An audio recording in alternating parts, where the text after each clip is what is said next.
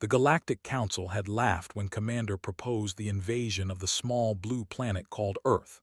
They laughed because humans were classified as a primitive species. They had no faster-than-light travel. They had no energy shields. They had no plasma weapons. Their planet was divided into many small nations that constantly fought each other. The Council believed this would be the easiest conquest in the history of the Empire. Commander assembled 500 of the finest warships in the Empire. Each ship carried advanced weapons that could level entire cities in seconds. Each ship had shields that could stop any projectile or energy blast. The fleet was so large that, when it entered Earth's solar system, human astronomers thought a new asteroid field had appeared near Jupiter. The humans sent radio messages asking for peace. They sent mathematical equations to prove they were intelligent. They asked questions about the universe. Commander ignored all of it. He had conquered 17 worlds before this one. He knew that primitive species always begged for mercy. They always hoped that the invaders would be kind. But kindness was weakness in the eyes of the Empire. The fleet reached Earth's orbit on a bright Tuesday morning. Commander stood on the bridge of his flagship, the Eternal Flame, and looked down at the blue and green world below. He saw their primitive satellites floating in orbit. He saw their tiny space station where a handful of humans lived. He almost felt sorry for them. Almost. He opened a communication channel to all human governments. His translators had studied their languages for months. His message was simple and direct. Surrender immediately or face complete destruction. The humans had 1 hour to respond. The response came in 47 minutes. It was not a surrender. The president of the largest human nation appeared on the screen. She was a small female with gray hair and tired eyes. She looked directly at Commander and spoke words that would later become famous across the galaxy. She said that Earth would not surrender. She said that humans had fought each other for thousands of years. She said they had survived ice ages, plagues, world wars, and nuclear weapons. She said they were very good at one thing above all else. They were good at war. She told Commander to turn his ships around and leave. She said this was his only warning. Commander laughed so hard that his crew became uncomfortable. He ended the transmission and gave the order to begin the attack. 500 ships moved into position. Their weapons powered up with a sound like thunder rolling across space. The invasion of Earth had begun. The first wave of plasma bolts struck the major cities of Earth: New York, London, Tokyo, Beijing, Moscow. They expected to see these cities burn. They expected to see millions of humans running in terror. Instead, they saw something that made no sense. The cities were empty. Underground bunkers that humans had built during something called the Cold War had been reactivated. Billions of people had moved underground in the weeks since the fleet was first detected. The humans had known they were coming. They had prepared. But empty cities meant nothing to Commander.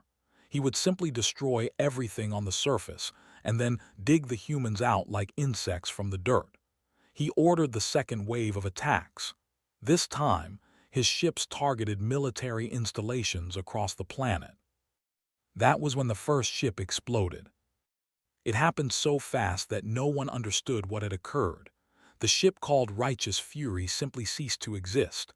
One moment it was there, the next moment it was a cloud of burning debris falling toward the planet below. Commander demanded answers. His sensors showed nothing. No weapons fire from the planet. No missiles. Nothing. Then a second ship exploded. Then a third. Then 10 more in rapid succession. The humans had spent the past 50 years developing weapons in secret. They called them.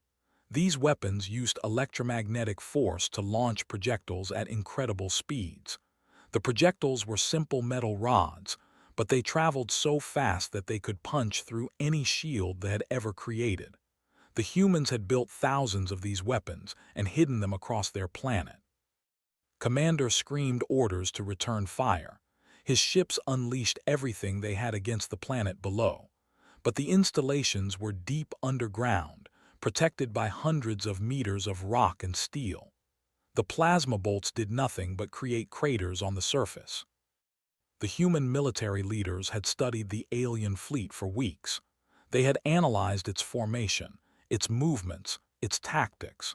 They had created computer simulations of every possible battle scenario. They had developed strategies that even the greatest admirals could not have predicted. Nuclear missiles launched from submarines hidden in the depths of Earth's oceans. These missiles had been modified with new guidance systems that could track individual ships. They detected the missiles and activated their point defense systems. Most of the missiles were destroyed, but some got through. Nuclear fire bloomed in the darkness of space as ships vanished in balls of white-hot plasma. Commander realized he was in serious trouble. His fleet had lost 50 ships in the first hour of battle. This was more than he had lost in all his previous conquests combined. He ordered his ships to increase altitude and regroup. He needed time to think. But the humans did not give him time. Satellites that they had ignored suddenly came to life. These satellites were not communication devices or weather monitors. They were weapons platforms. Laser systems powered by nuclear reactors began firing at the fleet. Each laser was invisible to the naked eye but carried enough power to cut through ship hulls like a knife through soft bread. More ships died. Explosions lit up the space around Earth like a deadly fireworks display. Crew members screamed in terror as their ships broke apart around them. Some tried to escape in smaller craft.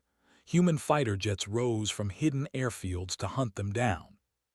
The human air forces had also prepared for this day. Their pilots had trained in simulators designed to fight against alien spacecraft. They knew the weaknesses of fighter craft. They knew exactly where to aim. Human missiles found their targets with deadly accuracy. Commander watched his fleet die around him. 300 ships destroyed in 4 hours. The greatest military force ever assembled by the Empire was being torn apart by a species that could not even travel between stars. It was impossible. It was unthinkable. Yet it was happening. He ordered a full retreat. But retreating from Earth orbit was not easy. Human weapons continued to fire from every direction. Ships that tried to accelerate away from the planet were caught by rounds moving at impossible speeds. Ships that tried to hide behind Earth's moon found missiles waiting for them. The humans had another secret weapon. They had artificial intelligence systems that controlled their defense network. These systems could calculate trajectories, predict enemy movements, and coordinate attacks faster than any living mind. The computers were powerful, but they were not designed for this kind of warfare. Human AI was designed by a species that had been fighting wars since before they discovered fire. Commander's flagship took a direct hit from around. The projectile entered through the port side and exited through the starboard side, leaving a hole big enough to fly a shuttle through. Atmosphere rushed out into space. Crew members died in seconds. Himself was thrown against a wall and broke 3 of his arms. Emergency systems activated and sealed the damaged sections. The Eternal Flame was crippled but still functioning, dragged himself to the command console and looked at the tactical display. What he saw made his 4 hearts stop beating for a moment. Only 27 ships remained from his fleet of 500, and those ships were running. They had abandoned all formation and were simply trying to escape in any direction that seemed clear. The humans were not done. Earth's defenders launched a final wave of missiles. These missiles carried warheads filled with electromagnetic pulses. They detonated in the middle of the fleeing formation. Ships lost power.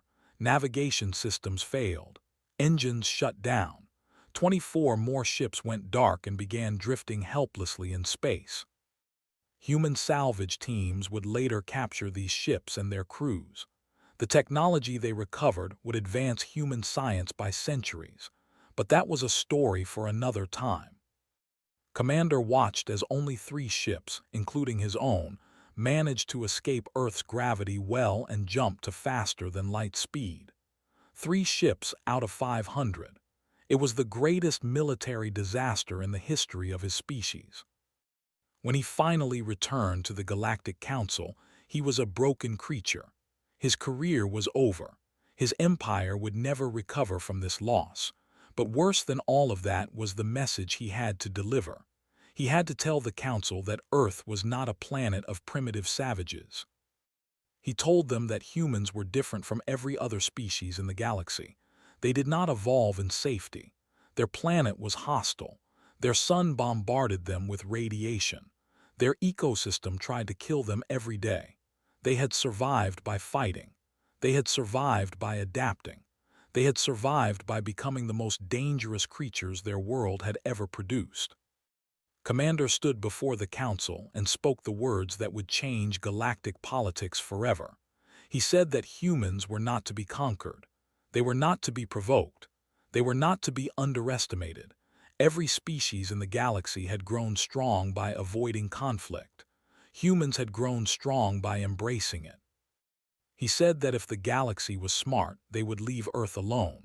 They would pretend that small blue planet did not exist, because the humans were coming. They had captured ships and technology. They would reverse engineer faster than light travel. They would build their own fleet. And when they finally reached the stars, they would remember who attacked them first. The council listened in silence. Some members suggested sending a larger fleet.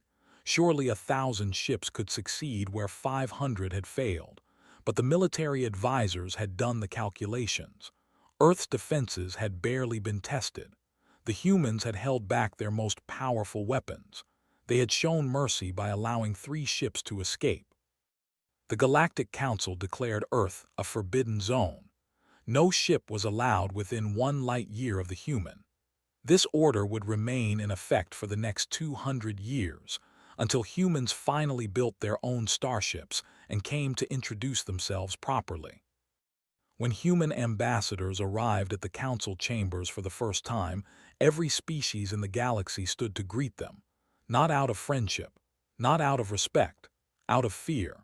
Because every species had heard the story of the 500 ships, every species knew what humans were capable of. Commander lived long enough to see that day. He was very old by then, his scales faded and his eyes dim. But he watched the human delegation walk through the chamber, and he felt something he had never expected to feel. He felt grateful that they had let him live to tell the story, because stories had power. Stories warned others of danger, and the story of Earth's defense was the most important warning the galaxy would ever receive. Humans were not prey. Humans were the predators that even predators feared.